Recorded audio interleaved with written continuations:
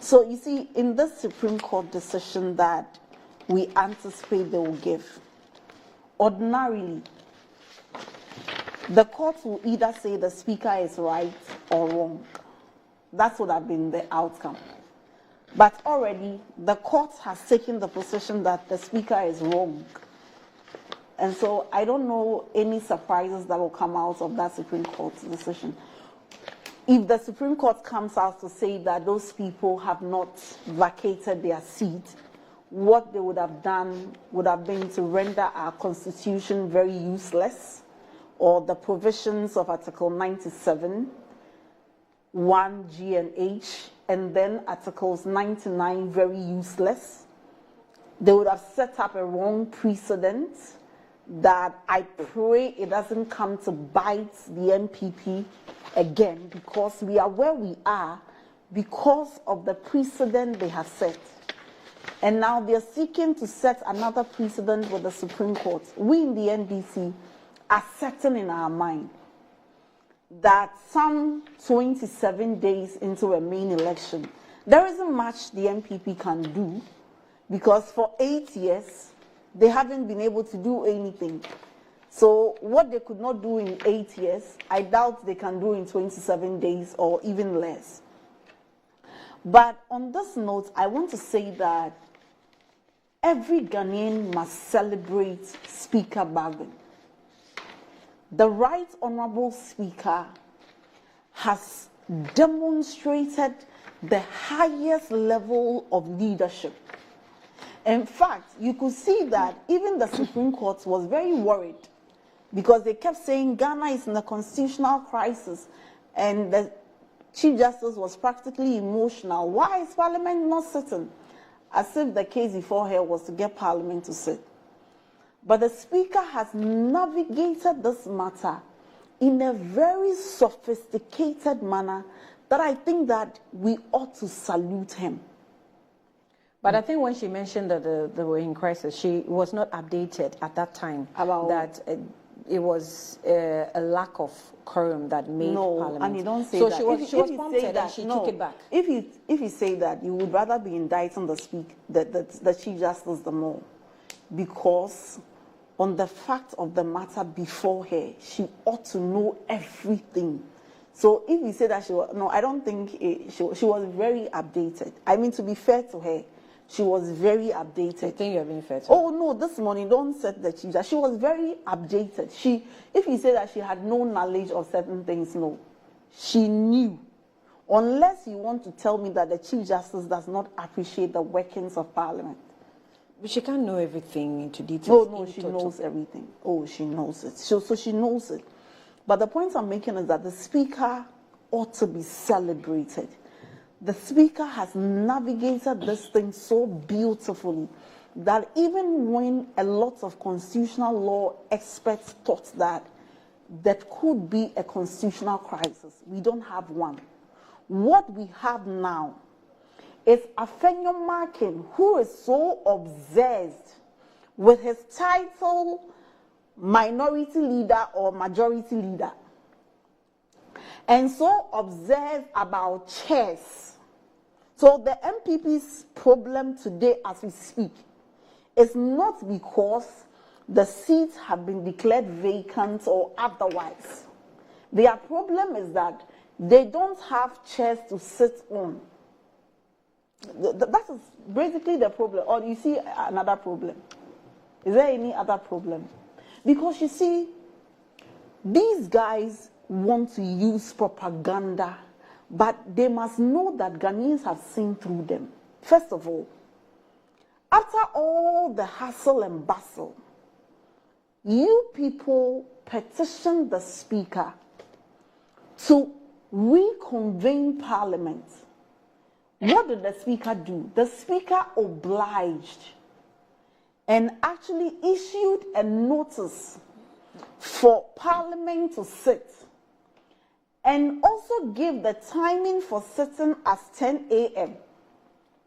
When it was 10 a.m., some members like Kennedy Japan, Apia Kubi, Atachia said that they came into the chambers only to be told that the MPP Parliamentary Caucus is holding a meeting they were not aware of. So they walk into the house only to be told that you were holding a meeting. And they held the meeting so long that even after 10:30, they could not finish holding the meeting and coming back. And you know, they want to blackmail everybody and say, you know, what is happening is because the NDC doesn't want the free SHS bill to pass. Please, let me state on authority that in that petition presented to the Speaker requesting that Parliament should sit, there was no way that the MPP said that they wanted to present a bill for free SHS. In fact, there is nowhere that they even stated that they wanted to present the airlife, which gives them the power to do galamsey in water bodies and forest reserve, to revoke it. They did not have these two things they are telling the public in the official records presented to Parliament as the reason for triggering Parliament recall. And they were not even present. And you could see that even at the time Afenyomakin was addressing the press, look at the number of MPs behind him. Less than 30. These guys have never been serious with our governance issue. And you would think this is just parliamentary. Let me take you back to when Dr. Baumia held the Meet the Press. A journalist asked him about the cocoa industry. I mean, if you understand our economy well, cocoa and oil, and then the last one, gold, are the three things that you can say that hold this economy. A whole vice president who is the head of the economic management team did not know anything that was happening in the cocoa industry. And yet they'll come out to tell you that he has a bold solution, but certainly it doesn't cover cocoa. These guys have checked out. They certainly don't care about what happens by way of our welfare and governance. It has to be about the next election. So even if the country will collapse for the next election, they don't care. They just have a strategy of having a different narrative in the media. Because how is it that somebody like Afenyomakin can address the media and lie that, oh, the NDC doesn't want parliamentary business to proceed because there is a free SHS bill?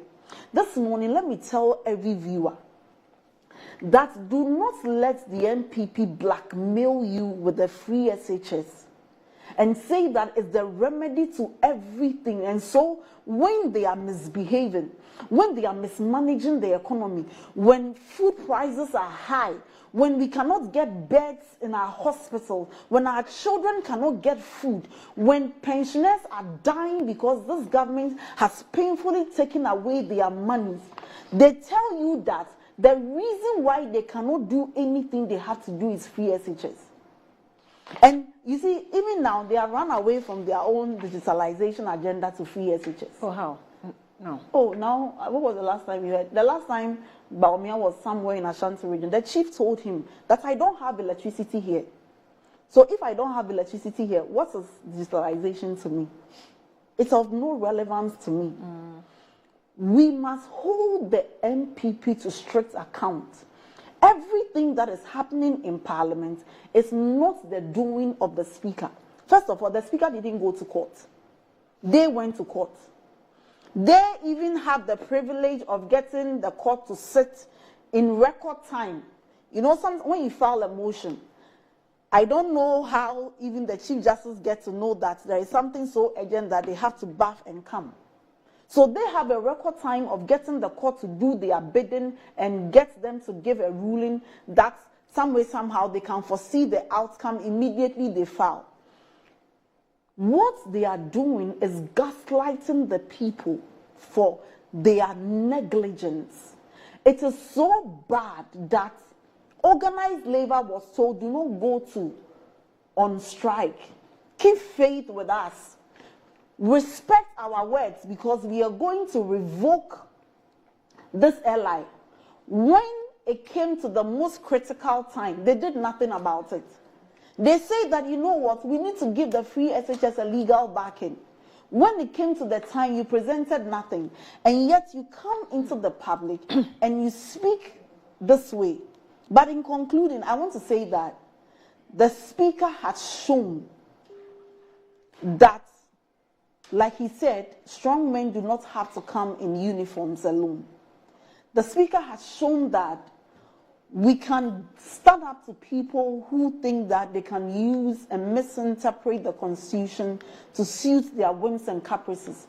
The Speaker has again shown that when we talk about separation of powers, indeed separation of powers ought to exist. I remember he saying that he wishes for a time when Parliament will not be subjected to the whims and caprices of those at the Flagstaff House. And we all pray for that time. Because you see, this morning... But is it not very difficult to draw that line? I mean, yes, they all have their own separation of powers. We've always been drawing that line. Yes, but we cannot also overlook the superiority of the judiciary. There is no superiority. That statement you should withdraw. Why? There is nothing in democracy like superiority of the judiciary. No, unless maybe you don't want to take it from that angle. It's not angle. Hold on. When the judiciary interprets the Constitution or a law, an article for us, you cannot say that because of separation of powers. It is not. You can't say that because of separation of power, you not go by the interpretation. No, that one is not allowed. It is not because of the superiority of the judiciary. It is because the Constitution says so. Yes. So the point I'm making is Constitution. So exactly. So the argument I'm making is that the Constitution gives that supremacy to judiciary. No, the Constitution does not give. And this one, I don't want to go into law lecturing. No, Beatrice, this is not about. No, hold on, Beatrice. Let's not act like it's just. No, it's not. So maybe the choice of words. Maybe you have a problem with the choice of words, but I'm saying that the tenets of democracy and constitutionalism is that you have to rule according to the Constitution. So your source of power is derived from the Constitution. That is why when the Constitution says that you must appoint majority of ministers from Parliament, if you decide to appoint 126, like this government did, then you have to, nobody say, what constitutes majority? What constitutes majority? At least, your numbers. By some interpretation, you know that even if it is by one, because the Constitution so merely because the president has the power to appoint does not mean he's supreme. He derives that power from the Constitution. That is why the Speaker says that what we know in Ghana is the supremacy of the Constitution and not of the judiciary. So why is it that the Chief Justice could not compel the Speaker to go and sit? If she was so worried and she was ranting, why is Parliament not sitting? Why did she not compel the Speaker to reconvene Parliament for Parliament to sit? Because the Constitution does not give her those powers. Because she doesn't have the power to call for a meeting of Parliament. So after all, it is not the supremacy of the judiciary. And in any case, if she comes out with a verdict, which we are all expecting, that she will say that, oh, by some magical interpretation, these people have not vacated their seat, so they are supposed to be members of Parliament. What can she do beyond that? But that's why she's given a stay. No, but at that time, the stay will no longer be operating because then the substantive judgments will come. What can she do? She can only but have declared that this is what the Constitution means. What happens thereafter? What can she do?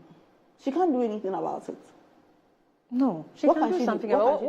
How do you mean? If a court gives a ruling and you don't abide by the ruling? The court doesn't enforce its own ruling. The court only gives ruling. It cannot on itself enforce its own ruling. But what is ruling for? What is ruling for? So that is where the separation of powers come in. That you have the power to give the ruling. Yes. So and who received that ruling? has the obligation to abide by the ruling that's been given by the court. That is very true. And the ruling is that those people would have been members of parliament. Beyond that, what else? Beyond that, what else? Whether Parliament will decide to adjourn Senate or after the election, she cannot say that I'm issuing a mandamus compelling the Speaker of Parliament to call the House. If there is no quorum in the House, or they do not have the numbers, or will she make an order directing members of Parliament to leave their constituency to come? Because these MPs, they don't look so serious with the business of the House. They certainly don't care about what happens. They are campaigning. And you know the funny thing? Everywhere you go, they are campaigning skirt and blouse. They are saying, oh, vote for John Mahama. Oh, we know Okoboy. The last time Okoboy really admitted that's an allegation. Okoboy admitted it on your show. He says, yes, he says, not true. Please, it's not take true. your time. You it's can't not even, true. I was producing the show. It's not time. true. He said that he's a politician and that he knows the dynamics. So when he goes to a certain part, he will tell them that, yes, I know you want to vote for. We all speak Ga. We all watch the show. So he said it in Ga. He said it in English. He said it when he was on the show with some. It's not just Okoboy. No. It's not just, I'll show you. I'll give you some posters. So it's Okoboy and who? MPP parliamentary candidates who have even printed John Mahama's image on their banners. It's not those who are going independent. No, MPP parliamentary candidates. I'll show you. You are scandalized. Go to the north. Everywhere, the campaign is that, oh, we know you vote for John Mahama. You vote for your John Mahama. I have gone to more than 12 regions. Go to most of the regions. The parliamentary candidates have only their pictures. And even the MPs, only their pictures. They don't have picture with Dr. Baumia.